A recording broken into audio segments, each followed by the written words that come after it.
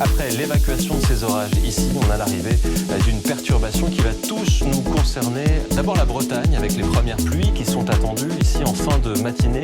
Pas mal de grisailles sur les régions du nord, ça c'est toute l'humidité laissée par les orages. Et puis la perturbation, elle avance.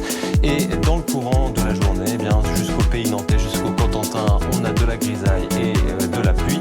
Ailleurs, c'est une journée qui pourrait quand même être assez agréable. Notons quelques entrées maritimes du côté de l'Occitanie. On se trouvera en fin de journée demain la flamme olympique. Les températures, nous sommes encore dans des normales de saison, mais c'est la dernière journée demain, entre 10 et 16 degrés pour la minimale au réveil, et puis la maximale, comprise entre 15, ça c'est l'arrivée de la perturbation sur Brest, et jusqu'à 27 encore, là l'été joue les prolongations à Biarritz.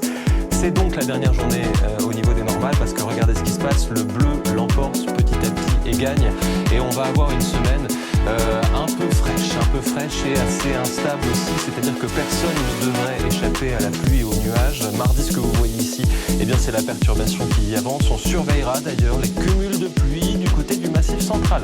Mercredi, des orages parfois forts pourraient éclater sur le flanc est du pays. Et puis on vous montre aussi les cartes jusqu'à dimanche. Alors, la fiabilité reste à affiner, mais ce qu'il faut retenir, c'est que c'est de la pluie, des nuages et donc un ressenti parfois automnal sur une bonne partie du pays, à part peut-être en Méditerranée et en Corse. Côté Outre-mer maintenant, pas de vigilance particulière à vous signaler, un temps variable avec des averses plutôt l'après-midi, c'est assez classique, que ce soit sur les Antilles, en Guyane ou à Saint-Pierre et Miquelon.